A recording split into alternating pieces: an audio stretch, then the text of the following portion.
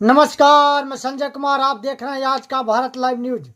आज बिहार में 11 तारीख को होने वाले मतदान के लिए चुनाव प्रचार थम गया है। अभी 11 तारीख को आप ज़्यादा से ज़्यादा संख्या में निकल के वोट दीजिए, अच्छे लोगों को चुनिए और किसी गुंडा, मवाली, चोर, घोटालेबाज को इग्नोर कीजिए। अगर कोई नहीं मिलता है तो अब नोटा भी दबा सकते हैं, ऑप्शन है। कोई निर्दलियों को दीजिए, कोई निर्दलीय में अच्छा होगा नोटा दबाने से अच्छा, कि आगे चल के भविष्य में आपका अच्छा नेता बन सके।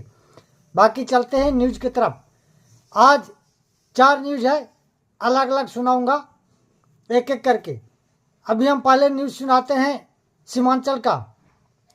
सीमांचल इलाके में असदुद्दीन ओवैसी ने ऐसा रार छेड़ा है कि उससे यूपी तक गूंज सुनाई दे रहा है और अखिलेश यादव के धड़कने बढ़ गया है।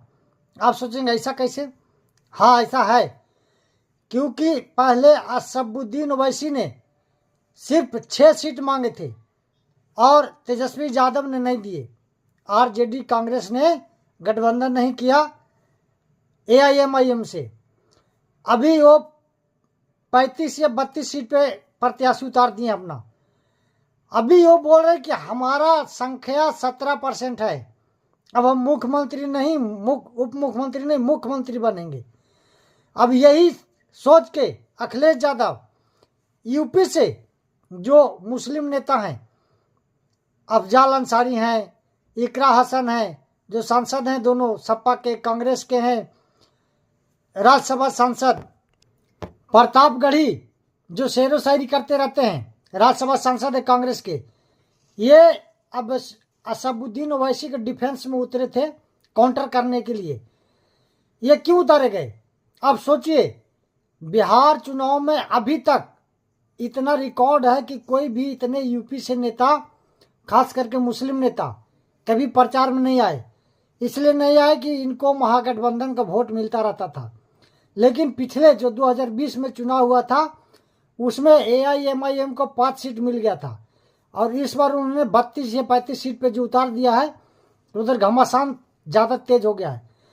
अब अखिलेश यादव को लग रहा है, सपा को लग रहा है, कांग्रेस को लग रहा है कि अगर असदुद्दीन ओवैसी सीमांचल में कामयाब हो गया, 10 से 12 सीट या 8 सीट भी जीत गया, तो ये धमाका फिर यूपी में रुकने वाला नहीं है।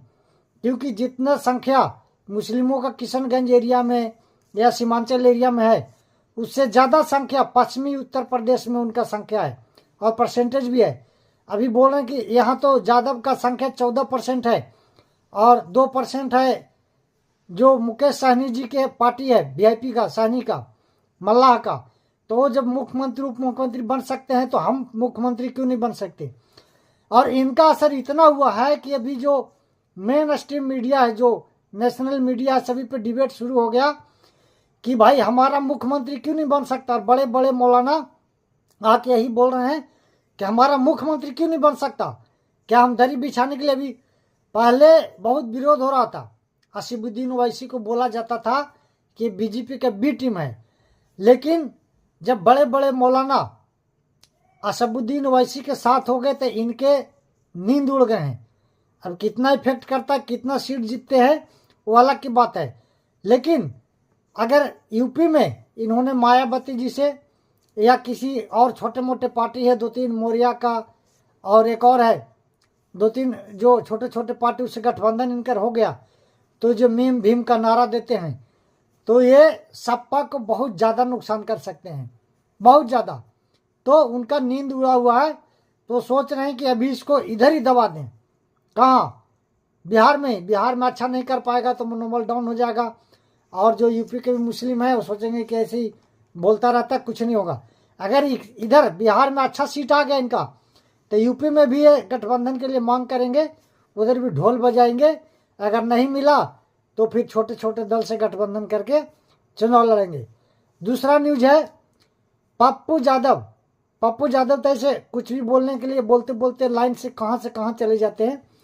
आज कांग्रेस पे, आरजेडी पे भी एक इशारे में हमला किए हैं। क्या किए हैं?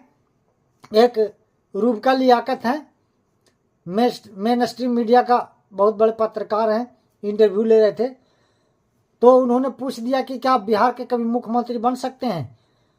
पप्पू यादव जी ने बोला, जवाब दिया कि नहीं, क्योंकि मुख्यमंत्री बनने के लिए दलाली करना पड़ता है, झूठ बोलना पड़ता है, चमचागिरी करना पड़ता है, गणेश परिक्रमा करना पड़ता है और जितने भी गलत काम है वो करना पड़ता है। पप्पू यादव बोलते कुछ भी है, लेकिन एक बात उनमें खासियत है कि वो गरीबों को मदद करने के लिए, चाहे दिल्ली में हो चाहे बिहार में हो, वो खुद भी बताते हैं कि हम बहुत बड़े जमींदार हैं और खेत बेच के जैसे भी उनको पैसे आते हो, खेत से पैदावार आते होंगे या कहीं रूम रेंट लगाओ, जैसे भी पैसा आता है तो गरीबों को मदद करते हैं। लेकिन राजनीतिक में सक्सेस नहीं हो पा रहे हैं। निर्दलीय से बेशक अपना चुनाव लड़ गए हैं, जीत भी गए, लेकिन वो अपना लाइन क्लियर नहीं रखते। कभी कुछ बोलते हैं, कभी कुछ बोलते हैं, कभी किसी पे हमला कर देते हैं।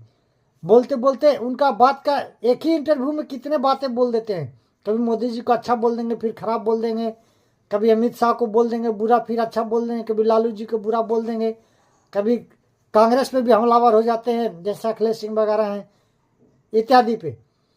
तो इसीलिए उनका थोड़ा सा अभी डाउन चल रहा है। खास करके अभी जब तक ये तेजस्वी यादव फुल फॉर्म में है तो उनको न मंच पे चढ़ने दिया जाता है, या कन्हैया हुआ उससे भी डरते हैं तेजस्वी फैमिली, क्योंकि इनको लगता है कि अगर वो आगे आ जाएगा तो हम पीछे हो जाएंगे, क्योंकि वो भी तेज तरार है, वो यादव का टैग लगा हुआ उन पर भी। अगर वो ज़्यादा आगे बढ़ गए तो फिर इनको दिक्कत हो जाएगा। तीसरा न्यूज है, पाकिस्तान का बुरा हाल हो रखा है। आप सोच रहे होंगे पाकिस्तान कहाँ से आ गया। हाँ, पाकिस्तान का बुरा हाल हो रखा है क्योंकि अभी जो टीटीपी है, एक वहाँ का पाकिस्तान वाले उसको उग्रवादी संगठन बोलते हैं, लेकिन जो टीटीपी के सपोर्टर हैं वो बोलते हैं कि हम स्वतंत्रता सेनानी हैं। और वो अफगानिस्तान से भी अटैक हो रहा है, उधर टीटीपी तहरीक तालिबान अटैक कर रहा है। बहुत उनके कई शहर कब्जा कर लिए, इतना भीषण हमला किया है कि बान शहर पर कब्जा कर लिया। वहाँ से पाकिस्तान के सैनिक 32 मार दिए, 50 नागरिक मारे गए हैं और पाकिस्तानी सैनिक पोस्ट छोड़ के भागने पे मजबूर हो गए हैं। अब सोचिए कितना बड़ा अटैक होगा। पाकिस्तान ऐसे डींग हाँकते रहता है और एक छोटा सा देश है तालिबान, उस समझौता जो इनका था, इनका बातचीत चल रहा था, लेकिन बातचीत विफल हो गया और दोनों तरफ से अटैक होना शुरू हो गया है। अगला न्यूज है, मैं बार बार बोलता रहता हूँ कि आरजेडी के जो कट्टर समर्थक हैं, जो समर्थक है वो तो ठीक है, वो वोट दे देंगे, दिला देंगे। जो कट्टर समर्थक हैं, जो तरह तरह के गाना बजाते हैं, हुड़दंग करते हैं, उनके वजह से आरजेडी को बहुत बड़ा नुकसान होता है। एक वीडियो वायरल हो रहा है गोपालगंज जिला में बैकुंठपुर विधानसभा है। गोपालगंज जिला में बैकुंठपुर विधानसभा के सिद्धिबली थाना उस विधानसभा में आता है। बुचिया गांव में 3 यादव लड़के और उनके परिजन, जैसा कि न्यूज में आ रहा था, दलितों को पीटा है। रविदास जाति के थे दलित, उनको सिर्फ इसलिए पीटा कि तुम पूछा कि कहाँ वोट दे के आ रहे हो, उन्होंने बोल दिया कि हमने बीजेपी को वोट दिया है, बस दे देना दम शुरू। ये कौन सा लोकतंत्र है यार, कौन भी कहीं भी वोट दे सकता है। ऐसे आप करोगे तो दूसरे जगह भी इफेक्ट पड़ेगा। जो देने वाले हैं, जो आसपास या दूसरे विधानसभा जहाँ न्यूज जाएगा वहाँ लोग क्या सोचेंगे। एक ऐसे ही जंगल राज का हवा उड़ा रखा है सरकार वालों ने, बीजेपी जेडीयू वालों ने। और आप ऐसे हरकत करोगे, कहीं किसी को पीटोगे, धमकाओगे, डराओगे, कोई भी हो, बीजेपी वाले भी अगर धमकाएंगे तो उनका वोट कटेगा, जेडीयू वाले से दादागिरी करेंगे तो उनका भी वोट कटेगा। जहाँ न्यूज जाएगा क्या परसेप्शन जाएगा, कहीं भी कोई भी दल का हो, ज़्यादा दादागिरी करोगे। और दूसरा, अभी आपने पार्टी का तो पक्ष लेके पीट दिया, अभी आप जेल जाओगे, एफआईआर हो गया है तीनों पे, उनके परिजन पे भी हो गया है। अभी आपको बचाने कोई नहीं आएगा। आप पढ़ रहे होंगे तो आपका लाइफ खराब होगा, या नहीं पढ़ रहे होंगे तब भी केस में कितना पैसा खर्च होता है, बहुत ज़्यादा समय नष्ट होता है, जेल भी जाना पड़ सकता है, SC/ST एक्ट भी लग गया होगा। ऐसे भी चुनाव चल रहा है तो चुनाव वाला पता नहीं कौन कौन सा एक्ट और लगा देगा। ये लोग पर्व है, ये संविधानिक पर्व है जो हमारा जो चुनावी है, इसको लोकतंत्र का महापर्व बोलते हैं। महापर्व में सब मिलजुल के पर्व को मनाना है। जिसको जहाँ वोट देना है देगा, जिसको जहाँ जैसा काम किया होगा, जैसा नाम होगा, वैसा जीतेगा, हारेगा, अपने कर्म के अनुसार हारेगा।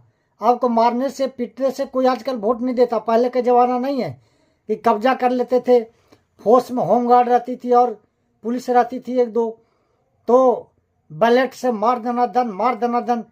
कोई एक जाति की नहीं बोलो, सभी लोग जहाँ जिसका वर्चस्व है वहाँ कब्जा करते थे, जहाँ जिसका वर्चस्व है वहाँ अपना कब्जा करता था।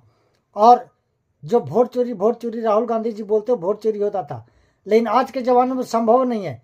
एक वोट देने के लिए 17 सेकेंड टाइम लगता है। अगर कहीं को कब्जा भी करने की कोशिश करेगा तो 10-20 वोट देते देते एक्स्ट्रा फोर्स आ जाएगा। जब वहाँ पे जो दूसरा BLA होगा, पोलिंग एजेंट होगा, जो दूसरे दल का जो बूथ लेवल एजेंट होगा, वो फ़ोन कर देगा, तुरंत दनादन आ जाएगी। पेट्रोलिंग फोर्स रहती है दुनिया भर का, CRPF, BSF, CISF, कौन कौन सा दुनिया भर का फोर्स रहता है आजकल। इसमें एक दिन मैं बोला था कि हाँ इसमें मिलौली हो सकता है। मिलौली शब्द बोला था बिहार के लिए कि जहाँ एक ही बूथ पे सभी लोग मिल जाएंगे, जितने भी पोलिंग एजेंट हैं, तो वहाँ पे कुछ वोट का चोरी हो सकता है।